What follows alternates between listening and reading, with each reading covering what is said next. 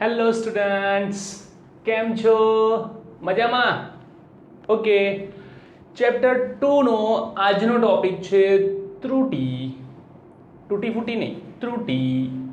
તો ત્રુટી એટલે શું? પહેલું તો આપણે ત્રુટીનું ઇંગ્લિશ કહીએ ને તો થોડું વધારે ખ્યાલ આવે કે ભાઈ ઇંગ્લિશમાં ત્રુટીને કહેવાય છે એરર. શું કહેવાય છે? એરર. ત્રુટી એટલે કે કોઈ પણ કાર્ય કરવામાં ઉદ્ભવતી ખામી.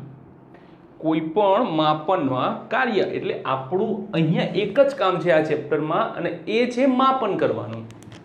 તો ત્રુટી એટલે કે જ્યારે કોઈ માપન કરતા હોઈએ, માપન કરતા ઉદ્ભવતી ખામી અથવા તો તે માપન દરમિયાન ખામીના કારણે જે અલગ અલગ કિંમતો આવે છે તેને આપણે ત્રુટી કહીએ છીએ. ત્રુટી એટલે શું? તો તમને એકદમ સિમ્પલ સમજાવું હું, બહુ જ એકદમ ધ્યાનથી. ધારો કે મેં અહીંયા એક આ રેખા દોરી, એક લાઈન દોરી છે. હવે આ જે લાઈન છે એનું હું માપન કરવાનું કહું છું, તો લગભગ એવું બને કે 20-25 સ્ટુડન્ટ્સને મેં કીધું હોય કે આનું માપન કરો. એમાંથી 81% સ્ટુડન્ટ્સનો જવાબ લગભગ સરખો આવે છે અને એ જવાબ આની લંબાઈ જેટલો જ છે. પરંતુ કેટલાક વિદ્યાર્થીઓ એવા છે કે જેમની પાસે આના કરતાં અલગ અલગ માપન પણ છે. આના કરતાં થોડું ઓછું હશે, થોડું વધારે હશે.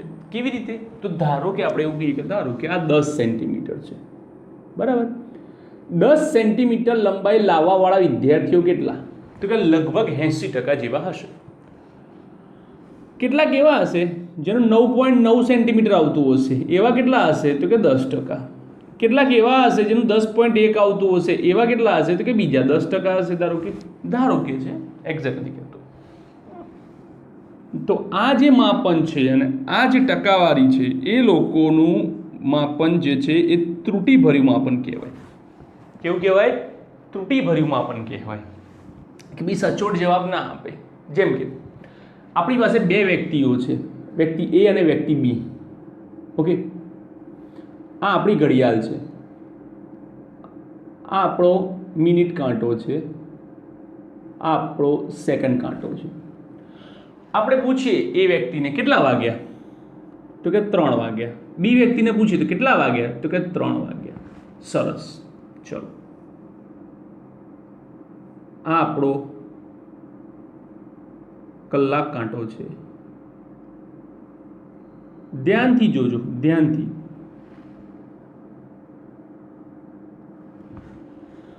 સહેજ ફરે છે. એ જ વ્યક્તિ એ અને બીની વાત કરું, એ વ્યક્તિને પૂછું કેટલા વાગ્યા? એ વ્યક્તિ કહેશે 3 વાગ્યા. બી વ્યક્તિને પૂછીશ કેટલા વાગ્યા? તો કે 3 વાગ્યા ને 1 મિનિટ થઈ. તો તમે ધ્યાનથી જુઓ, એવું નથી કે એ વ્યક્તિને માપન આવડતું નથી, પરંતુ એના પોતાના વિચારો, એની પોતાની ઉતાવળ કે એના પોતાના જે કોઈ બી પર્સનલ કારણ હોય, એ કારણને ધ્યાનમાં લીધા વગર એને સીધું આપણને 3 વાગ્યાનું કહી દીધું. કેમ? કારણ કે એને ખબર છે કે કોઈ ફરક નથી પડતો, 3 હોય કે 3 ને 1 હોય. જુઓ, એવી જ રીતે અહીંયા છે. ચલો હું તમારું ઉદાહરણ આપું, ઇન્ટરેસ્ટિંગ ઉદાહરણ છે. ધારો કે તમને સવારે મમ્મી ઉઠાડે છે, બરાબર. તમે જુઓ છો ભાઈ 6 ને 2 થઈ છે. આ મમ્મી જસ્ટ હજુ 6 વાગ્યા છે, થોડીક વાર રહીને ઉઠું છું. એકચ્યુઅલી 6 ને 2 થઈ છે, બટ તમે શું કહો છો? 6 વાગ્યા છે. મમ્મી કે ચલો ફટાફટ તૈયાર થઈ જાઓ બેટા, સ્કૂલે ભાગવાનું છે, 7 વાગે નીકળવાનું છે અને 7:15 પહોંચવાનું છે. 7:01, 7:02 થશે ને તો કેટલા વાગ્યા? 7 વાગ્યા મમ્મી બસ નીકળું જ છું, પણ એકચ્યુઅલી 7:01, 7:02 થઈ હતી. આ જ વસ્તુનો સિનારીઓ થોડોક આપણે આગળ જઈને વિચારીએ. કેવો આગળ જઈને? કે ધારો કે તમારો રિસેસ પડવાનો સમય 9:30 છે, બરાબર. અને કોઈ કારણસર લાઇટ નથી કે મેન્યુઅલ બેલ વગાડતા હોઈએ, મેન્યુઅલ બેલ એટલે પેલું ઘંટડી વડે, તો એવા કોઈ કારણથી કદાચ પટાવાળાને 1 મિનિટનું મોડું થઈ જાય છે, તો આપણે શું કહીએ છીએ? 9:31 થઈ, હજુ સુધી રિસેસ કેમ ના પડી? ત્યારે આપણા માટે 1 મિનિટની વેલ્યુ છે. સવારે આપણા માટે 1-2 મિનિટની વેલ્યુ નહોતી, ના ઉઠવામાં ના નીકળવામાં, પણ રિસેસ વખતે આપણા માટે 1 મિનિટની પણ વેલ્યુ થાય છે. એ જ રીતે જ્યારે છૂટવાનું હોય, 12:20નો ટાઈમિંગ હોય, 12:21 થઈ ગયા, હજુ સુધી બેલ કેમ ના પડ્યો? એ વખતે આપણી ઉપર ઇવન ઘણા તો એવા હોય છે, 12:20 તો થઈ ગઈ, એની ઉપર કેટલું સેકન્ડ જતી રહી, હજુ સુધી બેલ કેમ ના પડ્યો? જાણે કે પરફેક્શનમાં તો એ લોકો બહુ માસ્ટર કરેલું હોય. કે આ બધી વાત કેવી થાય? પર્સનલ, પોતાના ઓપિનિયનથી. કે જ્યારે સવારે આપણું ઇમ્પોર્ટન્સ નહોતું આપણા માટે, તો આપણા માટે 1-2 મિનિટની વેલ્યુ નહોતી. સાંજે જ્યારે આપણા માટે ઇમ્પોર્ટન્સ થાય છે, ત્યારે આપણને એ વસ્તુની વેલ્યુ થાય છે. એવી જ રીતે આ જે માપનો છે, એ માપનમાં કેટલાક માપનો પર્સનલ હોય છે, કેટલાક માપનોમાં, જેમ કે આ 10% લોકો છે, બરાબર, એમની સ્કેલમાં કોઈ ઇસ્યુ હોય, તો એના કારણે પણ આ માપ અલગ હોઈ શકે છે. આ 20% લોકો સાચું માપ આપશે, પણ પ્રોબ્લેમ એ છે કે એમની સ્કેલમાં ઇસ્યુ છે, એના કારણે આ માપ બદલાયા છે. આ વ્યક્તિના પોતાના મનથી બદલાયેલા છે. તો આવા જે માપનો આપણને મળે છે અલગ અલગ, એ માપનોને કહેવાય છે ત્રુટિભર્યા માપનો, જેમાં એક મૂલ્ય સાચું હોય, બાકીના બધા જમાં ખામી હોય. ઓકે, તો હવે આપણે આગળ જઈએ અને ધ્યાનથી સમજીએ કે ત્રુટિના પ્રકાર કેટલા અને કેવી કેવી રીતની ત્રુટિ હોય. તો સૌથી પહેલા આપણે એની વ્યાખ્યા વ્યવસ્થિત કરીએ કે માપન દરમિયાન સર્જાતી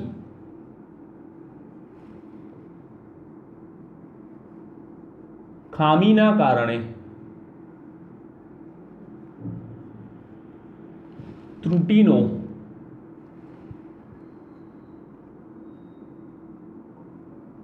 ઉદ્ભવ થાય છે. માપન દરમિયાન સર્જાતી ખામીના કારણે ત્રુટિનો ઉદ્ભવ થાય છે. હવે આપણે જોઈએ એના પ્રકારો.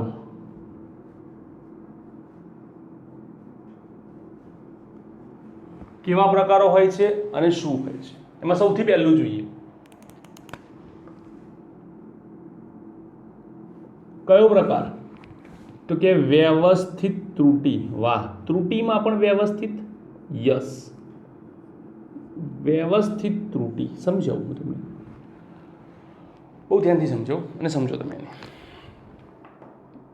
ધારો કે કોઈ વ્યક્તિનું ઘર છે, ચલો કોઈનું છોડો, મારું પોતાનું લો, અને જે હું વાત કરીશ એ તમારા ઘરે બી કદાચ એ શક્યતા હશે કે ઘણા બધાના ઘરે જે ઘડિયાળ છે, એ ઘડિયાળ 5 મિનિટ કે 10 મિનિટ આગળ હોય. 5 મિનિટ કે 10 મિનિટ શું હોય છે? આગળ હોય છે. હવે આપણે સવારમાં ઉઠીને માપન કરીએ.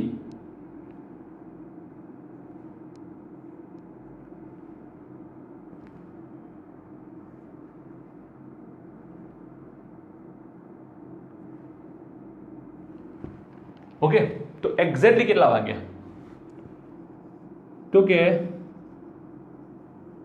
ઘડિયાળ પ્રમાણેની વાત કરો તો વાગ્યા 7:05. 1 ઉપર આવે એટલે 5 થાય, 7:05 ઘડિયાળ પ્રમાણે. પરંતુ આપણી ઘડિયાળ ઓલરેડી આગળ છે. એનો મતલબ શું થયો કે આપણો જે વાસ્તવિક ટાઈમિંગ જે છે, જે વાસ્તવિક સમય છે, એ અહીંયા છે.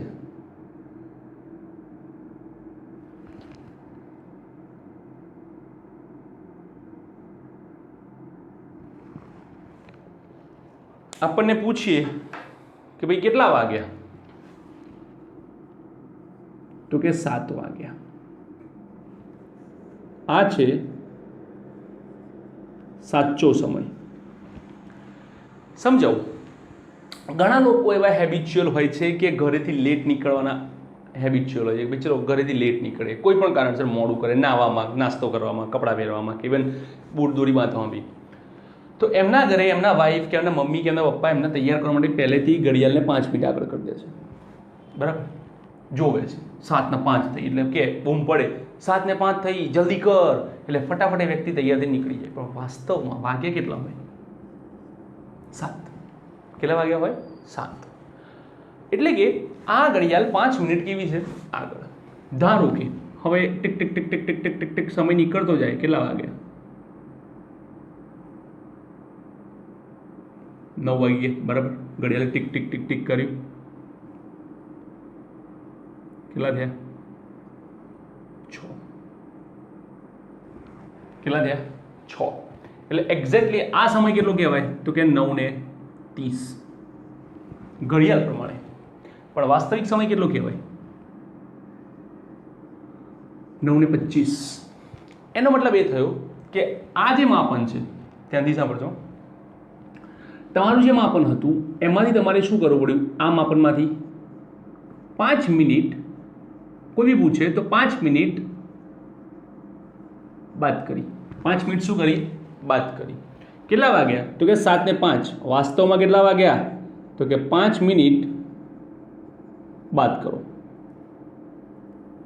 બાદબાકી કરો જે કરો બાદબાકી એના કરતાં ઊંધું બોલવાનું એના કરતાં શું બોલવાનું ઊંધું એટલે બાદબાકીને આપણે કયો ભાષાનો શબ્દ વાપરીએ છીએ બાદબાકી એટલે તો બાદબાકી એટલે આપણે એવું કહીએ છીએ કે ઋણ બાદબાકી આવે એટલે ઋણ બાદબાકી આવે એટલે કે ઋણ ના બાદબાકી કરો એટલે એનો મતલબ થાય તમારી ત્રુટિ કેવી છે ધન છે કેવી છે ધન છે એવી જ રીતે ઘણા લોકોની ઘડિયાળ પાછળ પણ પડેલી હોય છે કે 5-10 મિનિટ લોકો પાછળ જ રાખતા હોય છે તો હવે એ કેમ રાખતા હોય છે એમનું ગણિત હશે પણ મોટા ભાગે મેં આગળની જોયેલી છે મારા ઘરે 10 મિનિટ આગળ હોય છે એટલે મને ખબર છે બરાબર તો આ ત્રુટિને કહેવાય ધન તો આ ઘડિયાળ 1 દિવસ 2 દિવસ 10 દિવસ 20 દિવસ ચાલશે એ હંમેશા 5-5 મિનિટ કેવી રહેશે આગળ જ રહેશે ક્યાં સુધી આગળ રહેશે જ્યાં સુધી તમે એને ટાઈમસર નહીં કરો ત્યાં સુધી આગળ રહેશે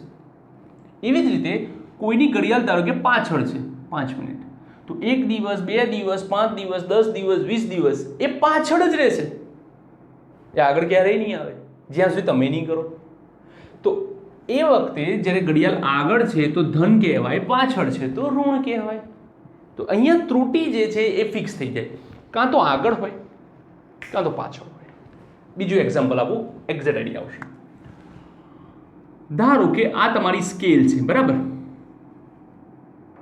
આ 0 અડધું 1 બીજું અડધ્યું 2 ત્રીજું અડધ્યું 3 ચોથું અડધ્યું પછી આ 4 એમ કરતા 100 ચાલતું રહે બરાબર 100 ચાલતું રહે આગળ આ બધા ભાઈબંધો મસ્તી કરતા હતા મસ્તી કરતા કરતા એવું થયું આ ભાઈની સ્કેલ તો અહીંથી તૂટી ગઈ સડ થઈ બ્રેક થઈ ગઈ બરાબર હવે મેં એમને એવું કીધું કે ભાઈ ચલો આ લંબાઈનું માપન કરો તો ધ્યાનથી જોજો એકદમ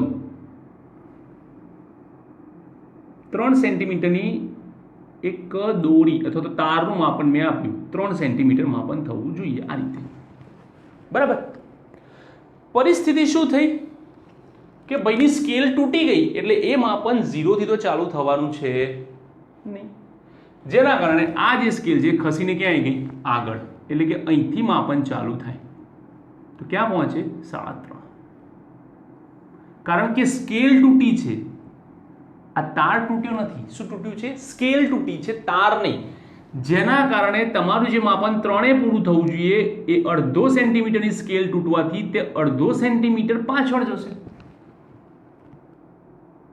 સ્કેલ તૂટી ગઈ તમારી પાસે બી કોઈ એવી એક્સ્ટ્રા સ્કેલ પડી હોય કે જે ના હોય બરાબર તો એમાં એકવાર ટ્રાય કરી જુઓ તોડીને પહેલાં એક માપન લઈ જુઓ 5 સેન્ટીમીટર લાઈન દોરો કાં તો સ્કેલને તોડવાની બી જરૂર નથી એને ઢાંકી દો અને જ્યાં 1 સેન્ટીમીટરનું ઢાંકી દો અને પછી માપન 1 સેન્ટીમીટર ચાલુ કરો તો તમને એવું લાગશે કે ઓહો આ તો લાંબી થઈ ગઈ 11 સેન્ટીમીટર થઈ ગઈ 11 સેન્ટીમીટરની રેખા નથી થઈ રેખા 10ની જ છે પણ તમારી સ્કેલમાં ત્રુટી હતી એટલે એ 11 બતાવે છે સ્કેલ આને કહેવાય માપન આગળ થઈ જવું એટલે કે ધન ત્રુટિ બરાબર તો આ બધા જ કારણો હોય છે ત્રુટિ ઉદ્ભવવાના પ્રકારોમાં જ આવે છે ઓકે હવે ધ્યાનથી જોઈએ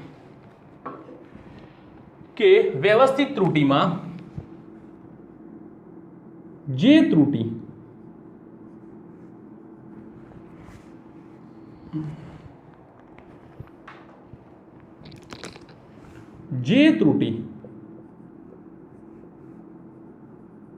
ધન અથવા ઋણ હોય, ધન હોય અથવા તો ઋણ હોય તેવી ત્રુટીને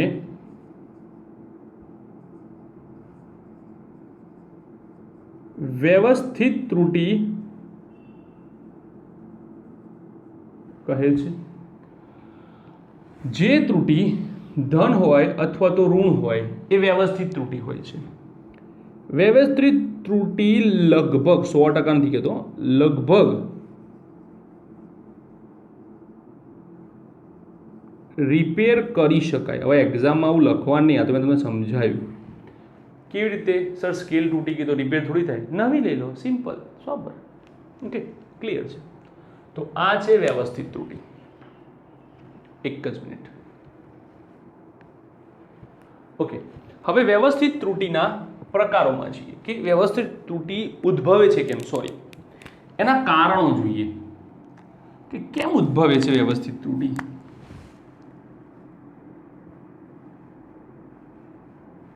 તો પહેલું તો કે સાધનની ખામી. સાધનની ખામી.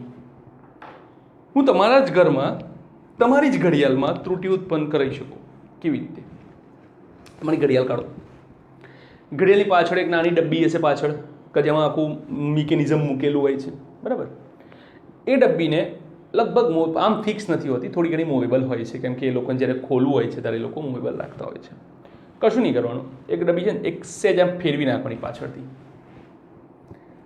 પાછળથી ખાલી ડબ્બી પડશે. આગળથી જોશો ને તો મિનિટનો અને કલાકનો અને સેકન્ડનો કાંટો બી લગભગ ફરી ગયો છે. એટલે કે જ્યારે એક્ઝેક્ટ 9 વાગે હોય ને, ધ્યાનથી જોજો, એક્ઝેક્ટ 9 વાગે હોય ને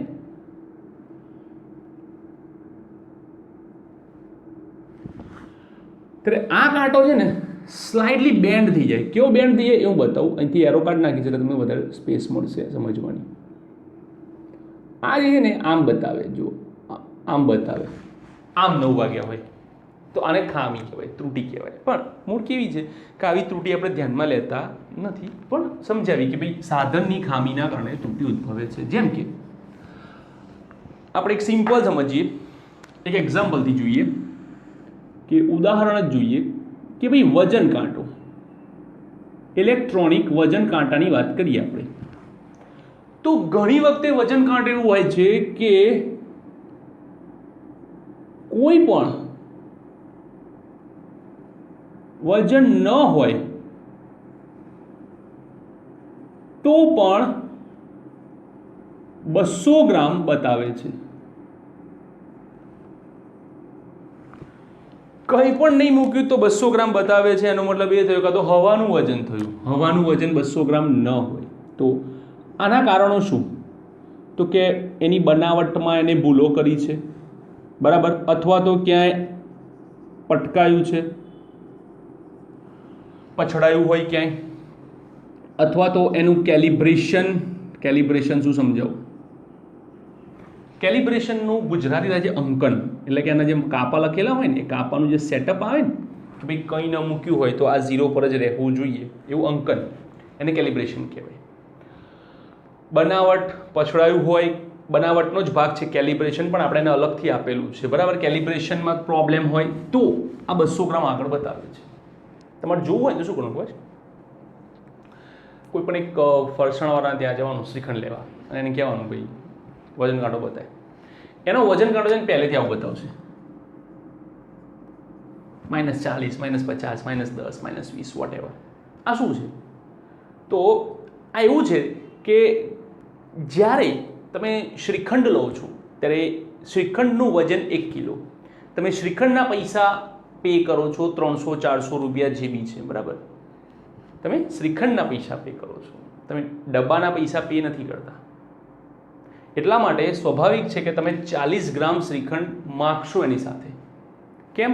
ડબ્બો મૂકવાથી ડબ્બાનું વજન પણ 1 કિલોમાં જાય છે, જેથી આપણા શ્રીખંડમાં ઘટાડો આવે છે અને આપણે એ ઈચ્છતા નથી. એટલે આપણે શું કહીએ છીએ? ડબ્બાનું વજન પહેલાં માપ, એ બાદ કર અને પછી તું શ્રીખંડ ભર 1 કિલો. એટલા માટે એ લોકો પહેલેથી ડબ્બાનું વજન -40 કરીને જ રાખે કે જેથી કરીને આગળ જતાં તકલીફ પડે નહીં. કેમ? કારણ કે જ્યારે આપણે સ્કેલની વાત કરીએ તો કે આ 0, આ -40 અને આ અહીંયા આવતા આવતા 1 કિલો. અત્યારે તમારું કેલિબ્રેશન અહીંયા છે, બરાબર, -40 પર. જેવો ખાલી ડબ્બો મૂકશો એટલે આ કેલિબ્રેશન ખસીને અહીંયા આવતું રહેશે 0 0. કેમ? ડબ્બાનું 40 ગ્રામ વજન પડ્યું એટલે કે +40 થયું એટલે જવાબ કેટલો થઈ જાય? 0 0. હવે જેવો સિકંડ મૂકશે એટલે કેલિબ્રેશન ખસતું અહીં આવી જશે 1 કિલો અને તમને પૂરેપૂરો શ્રીખંડ મળશે. તો આને કહેવાય કેલિબ્રેશન. ઓકે. તો સાધનની ખામી, કારણો. ઓકે, આટલું લખો, પછી બીજું કારણ હું આપું છું. ચલો ફટાફટ.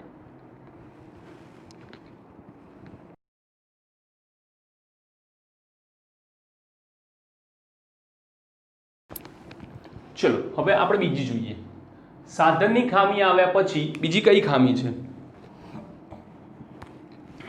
તો બીજી છે પ્રયોગ પદ્ધતિની ખામી.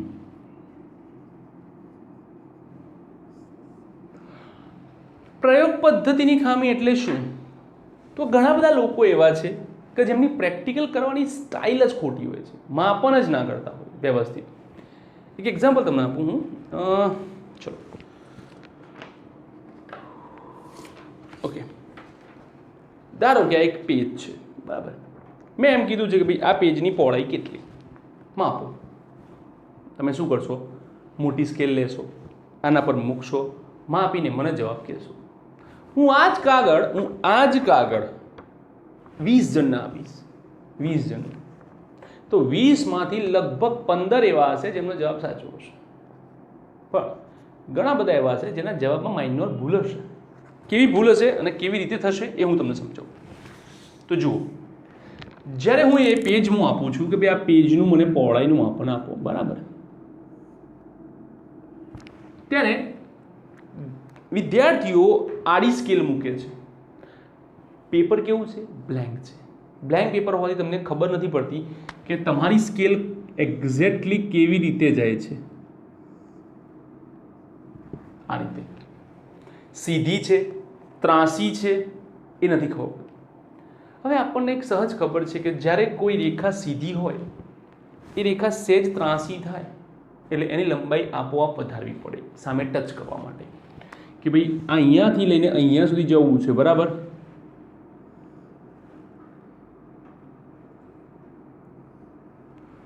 સીધી રેખા એને સહેજ ત્રાસી કરશો ને, આટલી જ રેખા, તો આ રેખા ત્રાસી થશે તો આટલી થઈ જશે.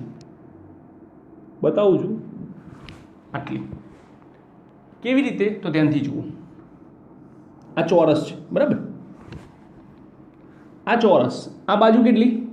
તો કે L. અહીંથી તોડી નાખો ને અને પછી અહીંયા મૂકી દો, આટલા જ પહોંચશે. અને આગળ વધારવી છે તો દોરવી પડશે. કેમ? તો કે બાજુનું માપ L છે, વિકર્ણનું માપ √2L છે. √2ની કિંમત થાય 1.414L, મતલબ કે 1 કરતાં વધારે. 1 કરતાં વધારે, જે દર્શાવે છે કે લંબાઈમાં વધારો થાય છે. શું દર્શાવે છે? લંબાઈમાં વધારો થાય છે. તો આપણે ખાલી સમજવાનું છે કે રેખા સહેજ ત્રાસી થાય તો એનું માપન બદલાય છે, બરાબર. અત્યારે હાલ એ આપણા પ્રેક્ટિકલમાં નથી. આપણા પ્રેક્ટિકલમાં છે કે મારે પેજની પહોળાઈ માપવી છે, તો તમારી સ્કેલ સહેજ બી ત્રાસી થશે ને એટલે એ માપન બદલી નાખશે. એને કહેવાય પ્રયોગ પદ્ધતિની ખામી. વ્યક્તિને વાસ્તવમાં ખબર નથી. ચલો બીજું એક ઉદાહરણ આપો કે તમે દવાખાને જાઓ, ટેમ્પરેચર માપવામાં આવે. તો ટેમ્પરેચર માપવા માટેનો સાદો નિયમ છે કે જ્યારે પણ કોઈ પણ દર્દનું ટેમ્પરેચર માપવામાં આવે છે ત્યારે થર્મોમીટરને ઝટકવામાં આવે છે અને પછી એ ટેમ્પરેચર માપવામાં આવે છે. પણ કોઈ કમ્પાઉન્ડર કે નર્સ નવું હોય, મે બી કદાચ એને ખબર ના હોય, આ ફિલ્ડનું ના હોય, તો એને લીધું વ્યવસ્થિત ડેટોલ વડે વોટેવર સેનિટાઈઝર કરીને સાફ કરીને વ્યવસ્થિત મૂકી દેશે, બરાબર. પછી એ શું કરશે? બીજો પેશન્ટ આવશે એટલે એને ચડાવી દેશે. હવે અંદર રહેલા પારાને થોડી ખબર છે કે મારે 0 પર જવાનું છે, નથી ખબર. એના તો જેવી ગરમી મળશે એટલે એ ઉપર જશે, એને જેવી ગરમી મળશે એ ઉપર જશે. બિચારાના તાવ નહીં હોય ને તોય બતાવશે, કેમ કે આગળવાળા વ્યક્તિને તાવ હતો, એને તાવ નથી છતાં પણ બતાવે તમને તો 104 છે. પેલો વિચાર છો તો ઠંડો છું, અંદરનો તાવ છે, ડૉક્ટર ગભરાઈ દે. તો એવું અહીંયા થાય કે ભાઈ તમારી પ્રયોગ પદ્ધતિ જ ખોટી છે. પ્રયોગ પદ્ધતિ ખોટી હોય એટલે કોઈ કશું જ ના કરી શકે, કંઈ જ નહીં. એવી જ રીતે ત્રીજી, વ્યક્તિગત ખામી. વ્યક્તિગત ખામી આની ચર્ચા આપણે સૌથી પહેલાં કરી, બરાબર? કે કેટલા વાગ્યા, તો કે 3 વાગ્યા. વાસ્તવમાં થયા કેટલા હોય? 3 ને 1. તો આ જે માપનમાં ત્રુટિ ઉદ્ભવે છે એ વ્યક્તિ પોતાના મનથી ઉદ્ભવે છે. એના માટે સાધન જવાબદાર નથી, એના માટે પદ્ધતિ પણ જવાબદાર નથી, એના માટે જવાબદાર છે માત્ર વ્યક્તિની પોતાની વિચારસરણી.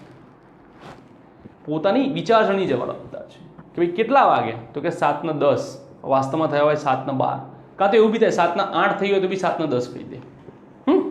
તો એ જવાબદાર છે એના માટે વ્યક્તિ પોતે, એના માટે જવાબદાર આમાંથી કોઈ જ નથી. પણ આ બધું રિપેર થાય, સાધન રિપેર થાય, પ્રયોગ પદ્ધતિ સમજાવી શકાય કે બેન આવું ના કરશો, ભાઈ આવું ના કરશો, એને ઝટકો અને પછી આપો. વ્યક્તિને સમજાવી શકાય કે ભાઈ તું આજે બોલે છે ને એમાં 2 મિનિટનો ફેર પડે છે, અહીંયા મને લખવામાં તકલીફ પડે છે. ઓકે, તો ધારો કે કોઈ સિક્યુરિટીમાં જોબ કરતું હોય, કેટલા વાગ્યા, તો સિક્યુરિટીવાળા બને ત્યાં સુધી એવું કોશિશ કરતા હોય કે એમની ઘડિયાળમાં જેટલા વાગ્યા હોય એટલા ત્યાં લખે. તો બી અમુક લોકો શું કરશે, જોશે 7 ને 12 થઈ જાય તો લખી દેશે 7 ને 15. અરે એ રીતે ના લખો, કારણ કે જ્યારે કોઈ પ્રોબ્લેમ થાય છે અને સીસીટીવી ચેક કરવામાં આવે છે ત્યારે શું કહે છે કે 7 ને 15 તમારી એન્ટ્રી છે, એટલે એનો મતલબ એ છે કે સીસીટીવી 7:15 પછી ચાલુ કરો. કોઈ નહીં દેખાતું. કેમ? કારણ કે તમારી એન્ટ્રી 7 ને 12ની છે, 15ની નથી, એટલે એ સીસીટીવી એનો બતાવી શકશે નહીં. તો આ છે શું? વ્યવસ્થિત ત્રુટિ અને તેના પ્રકારો. હવે આપણે આગળ જઈશું અને લઈશું અવ્યવસ્થિત ત્રુટિ. ચલો ફટાફટ લખવું એટલું લખી લો, આમાં તો કંઈ લખવા જેવું છે ને, આપણે ઓલરેડી લખી દીધું હતું, એટલે જ મેં પહેલાં લખવાડી દીધું. ચલો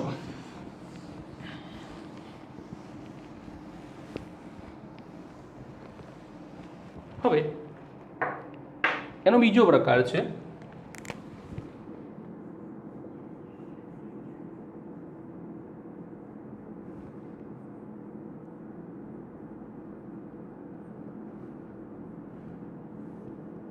અવ્યવસ્થિત ત્રુટિ. એટલે શું? પેલામાં કેવું હતું કે ત્રુટિ ધન હોય અથવા ઋણ હોય. અહીંયા પ્રયોગ દરમિયાન ત્રુટિ ધન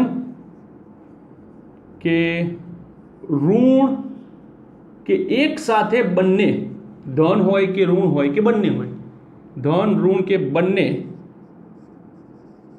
હોઈ શકે છે. પહેલાં યાદ રાખો, આની અંદર રિપેર શક્ય નથી.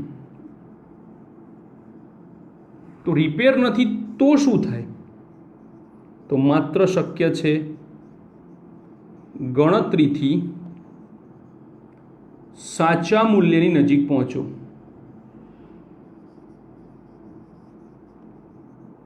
ગણતરી કરો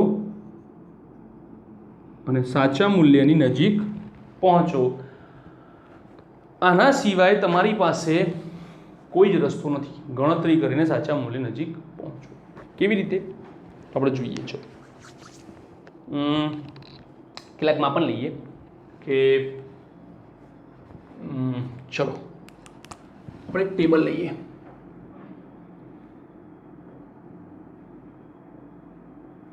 મારે ટેબલની લંબાઈ માપવી છે.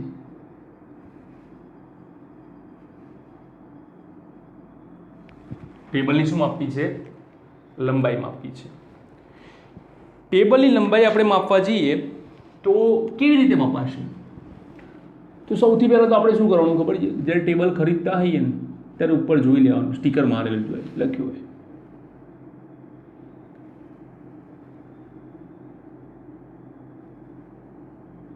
2 મીટર, અરાઉન્ડ 200 સેન્ટીમીટર. પછી મેં શું કર્યું, 5 વ્યક્તિ ABCDE નામના વ્યક્તિઓને મેં કીધું કે ભાઈ ટેબલનું માપન કરો. તો આને શું કર્યું, 2.1 લઈને આવ્યો. આ શું કર્યું, 1.8 લઈને આવ્યો. આ શું કર્યું, આ તો 2 એક્ઝેક્ટ લઈને આવ્યો. આને શું કર્યું, 1.9 લઈને આવ્યો. આને શું કર્યું, 2.2 લઈને આવ્યો. ધારો કે સ્ટીકર ઉખડી ગયું છે, સ્ટીકર ઉખડી ગયું છે, તો આમાંથી કયું માપન સાચું હોય? એક વાત ખબર છે મને કે આમાંથી કોઈ એક સાચું છે, કોઈ એક સાચું છે, બધા સાચા નથી. પણ કોણ, હું, અઘરું છે. કારણ કે જજમેન્ટ ના લઈ શકાય કે ભાઈ ટેબલ 2 મીટર ન જ હોય. કેમ? કોઈની મોટા ટેબલની જરૂરત શું એને 2.2 નું ના બનાવ્યું હોય? બનાવ્યું હોય, એબ્સોલ્યુટલી બનાવ્યું હોય, એમાં તો કોઈ શકને સ્થાન નથી. તો આવા જે માપન હોય છે એ માપનને આપણે ચોક્કસ પ્રકારની ગોઠવણીમાં અરેન્જ કરવા પડે છે. હવે હું અહીંયા એના સ્ટેપ્સ લખીશ, બરાબર? આ એક્ઝામ્પલ આપણે પાછળ જોઈએ, હું એના સ્ટેપ્સ લખીશ અને આગળ જઈશ.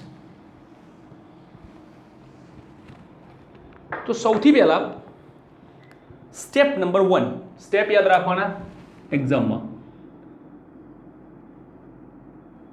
સ્ટેપ નંબર 1 શું આવે છે? તો એવું કહે છે કે જે માપન છે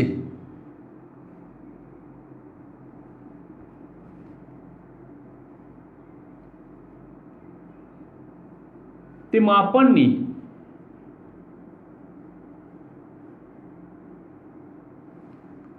સરેરાશ લો. જે માપન છે તે માપનની સરેરાશ લો. ધારો કે આપણી પાસે અવલોકનો છે. કેટલા છે? નામ આપીએ, A1, A2, A3, એવા n અવલોકન છે. કેમ n? 3 પણ હોઈ શકે, 4 પણ હોઈ શકે, 10 પણ હોઈ શકે.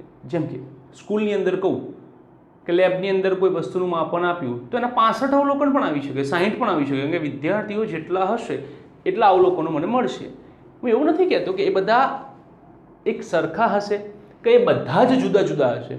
એમાંથી કદાચ 80% જેવા સરખા બી હોય, 10% અલગ બી હોઈ શકે, શક્ય છે. તો સૌથી પહેલાં માપનની સરેરાશ લો, જેને આપણે A12 કહીશું, અથવા તો આ રીતે પણ લખાય છે, કોઈ પણ ચાલે.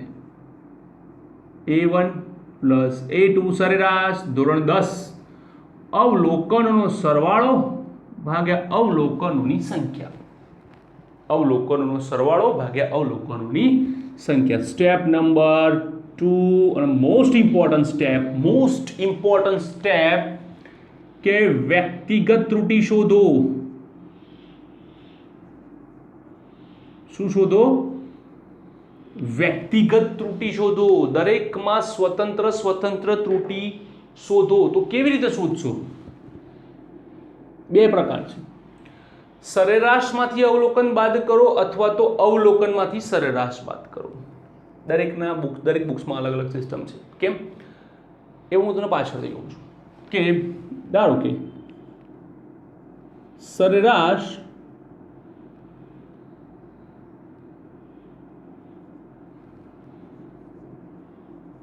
મૂલ્યમાંથી, શેમાંથી?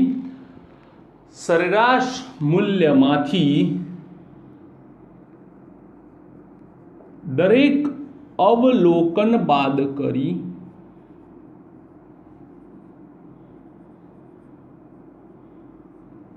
દરેક અવલોકન બાદ કરો. અવલોકન બાદ કર્યા બાદ તેનો માનાંક લો. શું લો?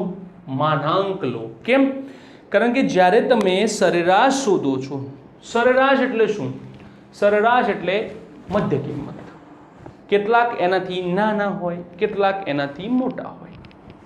તો મધ્ય કિંમતમાંથી જ્યારે નાના બાદ કરીએ તો ધન જવાબ મળે, પણ મોટા બાદ કરીએ તો ઋણ જવાબ મળે.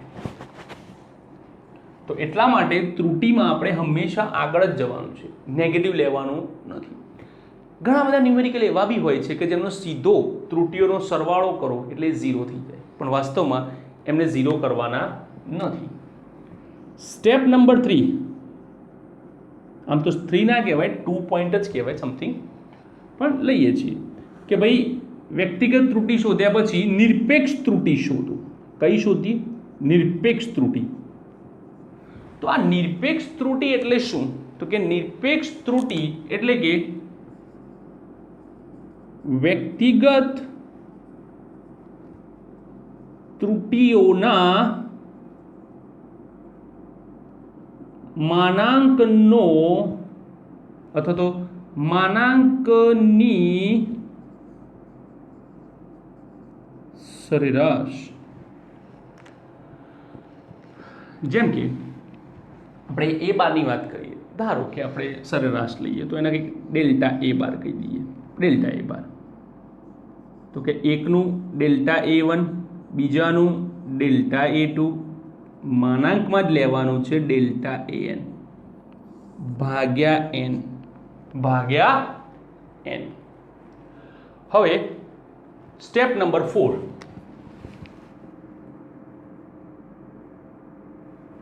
સાપેક્ષ ત્રુટિ. કઈ ત્રુટિ? સાપેક્ષ ત્રુટિ. તો અહીંયા જે નિરપેક્ષ ત્રુટિ છે એ નિરપેક્ષ ત્રુટિ અને સરેરાશના ગુણોત્તરને સાપેક્ષ ત્રુટિ કહે છે. નિરપેક્ષ ત્રુટિ અને સરેરાશના ગુણોત્તરને સાપેક્ષ ત્રુટિ કહે છે, જેને આપણે ડેલ્ટા વડે દર્શાવીએ છીએ. Delta A bar, delta A બાર છેદમાં એ બાર, આને કહેવાય છે સાપેક્ષ ત્રુટિ. અને લાસ્ટ અને ફાઇનલ સ્ટેપ માંગ્યું હોય તો, નહીં તો ચાલશે, સ્ટેપ નંબર 5, પ્રતિશત ત્રુટિ. પ્રતિશત ત્રુટિ તો કે સાપેક્ષ ત્રુટિને 100 વડે ગુણો. સાપેક્ષ ત્રુટિને 100 વડે ગુણવાથી મળતી ત્રુટિ. Delta A bar percentage is equals to delta A bar divide by A bar multiply by 100. Multiply by 100. આમ આપણને 100 વડે ગુણી નાખો એટલે બની જશે તમારી પ્રતિશત ત્રુટિ. ઓકે, તો ચલો આ છે અવ્યવસ્થિત ત્રુટિ, એના સ્ટેપ્સ એ કેવી રીતે શોધાય આટલું લખી નાખો, પછી આપણે એના ન્યુમેરિકલ્સમાં જઈએ એટલે વધારે તમને આઈડિયા આવે. ચલો ફટાફટ લખો.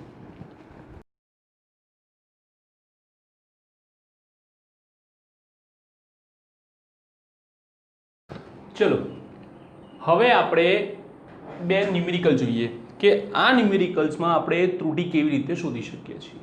તો તમે ધ્યાનથી જુઓ, અહીંયા પહેલું ન્યુમેરિકલ 4.18, 4.12, 4.16, 4.20 ને 4.14. વિદ્યાર્થીઓએ આવા કંઈક માપન કર્યા છે, મેં કોઈ વસ્તુ કે કોઈ પ્રયોગ આપ્યો છે એના માટેના. હવે આટલા બધા માપનમાંથી કોઈ એક માપન સાચું છે, બીજા માપન 100% ખોટા છે. તો આપણે સૌપ્રથમ એક્ઝામ્પલ નંબર 1 લઈએ, બરાબર, અને એનું પહેલું સ્ટેપ મૂકીએ કે શું આવે પહેલું સ્ટેપ. તો પહેલું સ્ટેપ એવું કહે છે કે સૌથી પહેલા તમારા મૂલ્યોની સરેરાશ લો. શું લો? સરેરાશ લો. ઓકે, તો આપણે આ નામ જે મૂલ્યો છે એને કોઈ પણ નામ આપી દઈએ. હું ચલો સમજો એ આપી દઉં, બરાબર. તો એ બાર બરાબર A1 plus A2 plus A3 plus A4 plus A5 divide by 5. 4.18, 4.12, 4.16, 4.20, 4.14 ભાગ્યા આપણે કેટલા લખીએ છીએ 5. સરવાળો કરો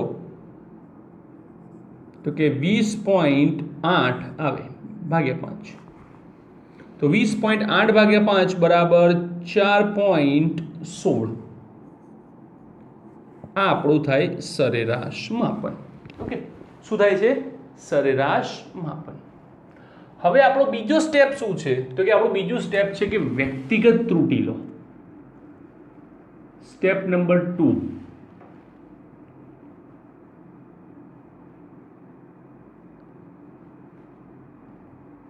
વ્યક્તિગત ત્રુટિ લો.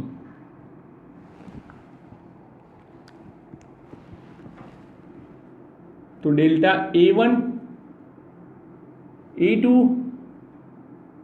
A3, A4, A5.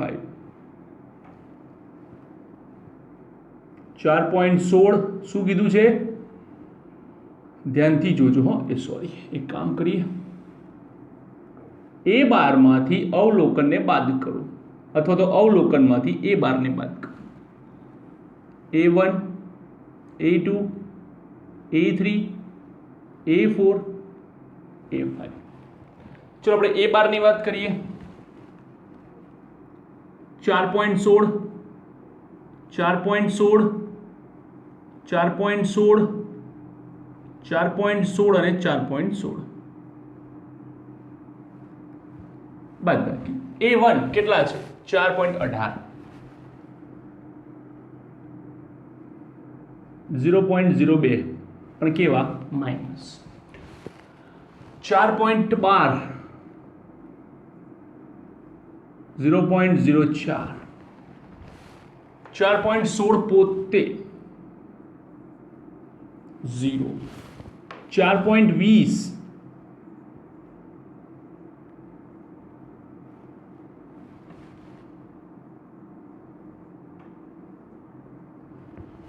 4.14.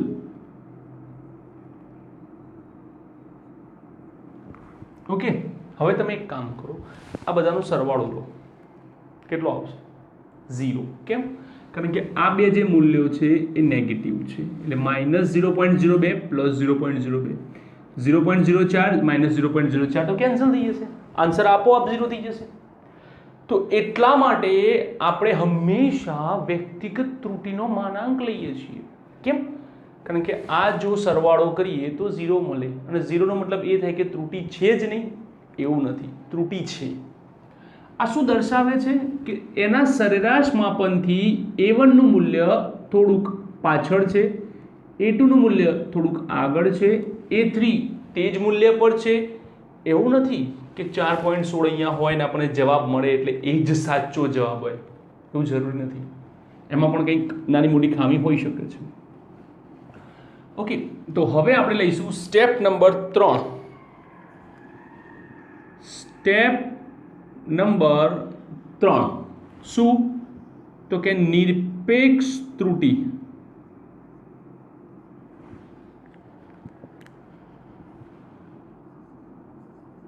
Delta A bar, A1, A2, A5 by 5. હવે આપણે માનાંક લઈએ એટલે આ બધા જ મૂલ્યો કેવા થઈ જશે? ધન. 0.02, 0.04 plus 0 plus 0.04 plus 0.02 divide by 5. Okay, આ બધાનો સરવાળો કરો. 4 ને 2 6, 4 ને 2 6.12 ભાગ્યા 5, 0.012 એટલે 2, 24, 0.024. આ મળે છે આપણું ડેલ્ટા A બાર. હવે આવે છે આપણું next step. Step number 4. Step number 4 શું કહે છે? સાપેક્ષ ત્રુટિ શોધો. શું શોધો? સાપેક્ષ ત્રુટિ.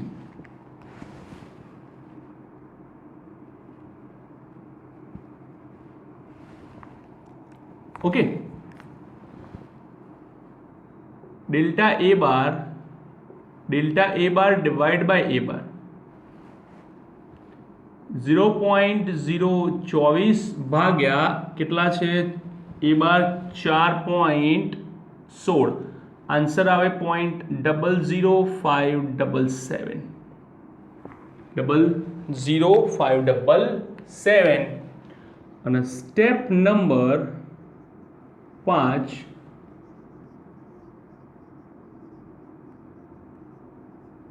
प्रतिशत त्रुटि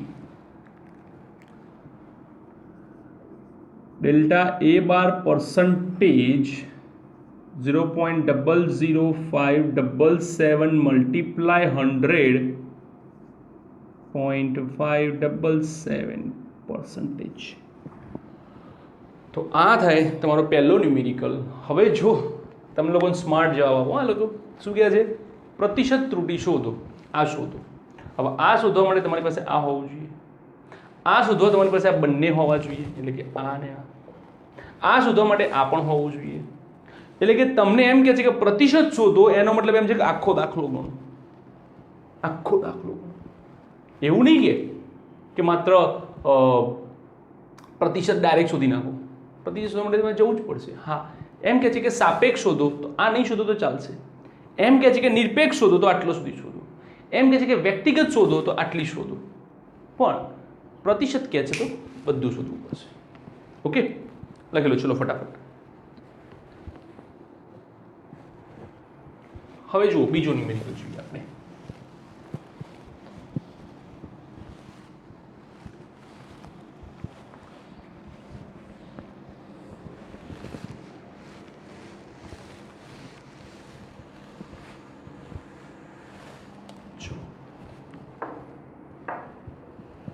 આપણે એક્ઝામ્પલ નંબર 2 જોઈએ.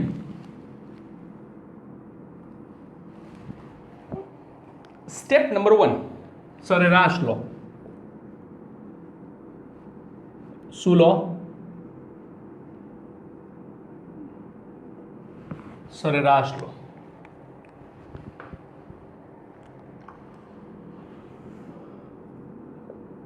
ए बार A1 plus A2 plus A3 plus A4 plus A5 divide by 5 2.122 2.125 2.132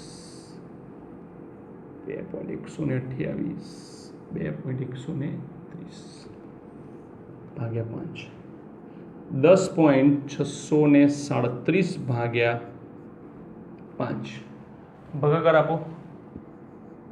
2 5 10 1 13 એટલે 2 3 37 એટલે 35 7 અરાઉન્ડ. ઓકે, આટલો જવાબ આવે છે.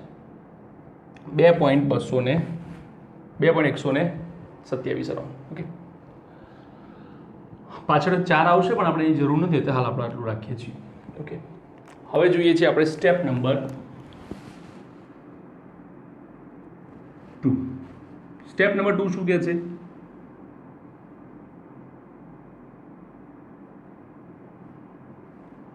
વ્યક્તિગત ત્રુટિ શોધો. વ્યક્તિગત ત્રુટિ એટલે delta A1 delta A2 A3 A4 A5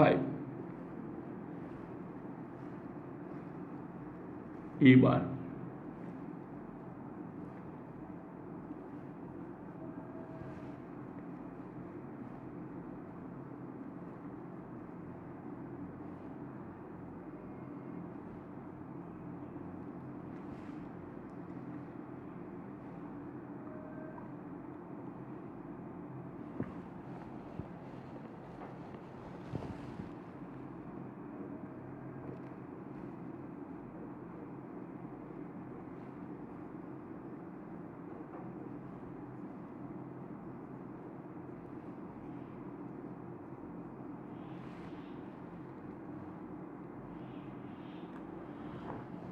ચલો બાદબાકી આપીએ 2.122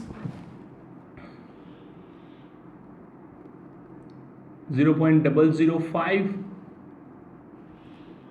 2.125 0.002 2.132 0.005 પણ negative 2.128 0.001 2.130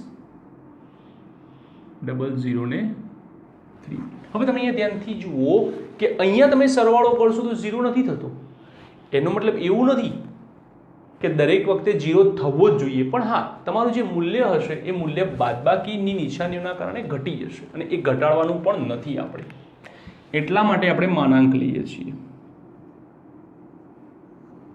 okay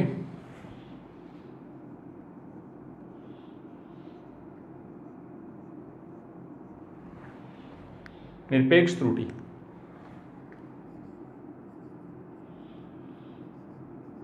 delta A1 A2 delta A5 divide by 5 અહીંયા બધાના માનાંક છે જેના કારણે 0.005 0.002 0.005 001 003 डिवाइड बाय 5 5 में 7 12 13 18.0 सॉरी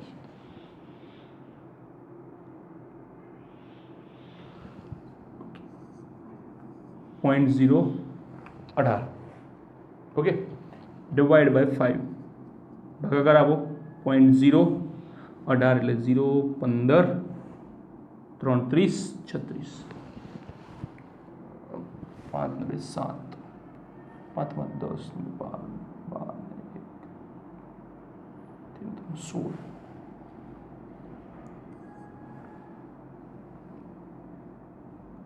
ફરી એક વાર જોડે ઓછો જ પતા કેવા 0.05 0.02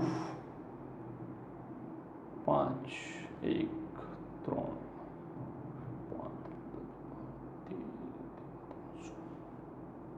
16 ओके 32 0.0032 હવે આવે છે સ્ટેપ નંબર 4 સ્ટેપ નંબર 4 છે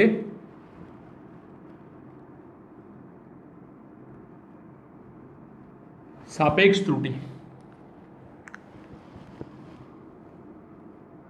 delta A bar bye A बार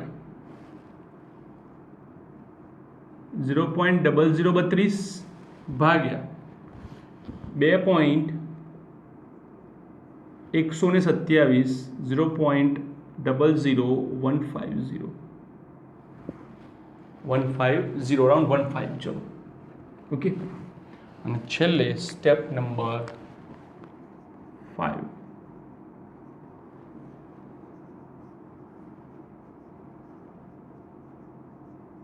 प्रतिशत त्रुटि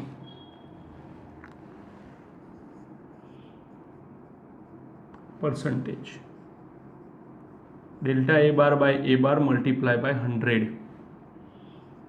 0.0015 मल्टीप्लाई बाय 100 0.15%. तो आ है કેટલાક ન્યુમેરિકલ્સ જે તમારે જોવાના છે ઓકે ચલો લખી લો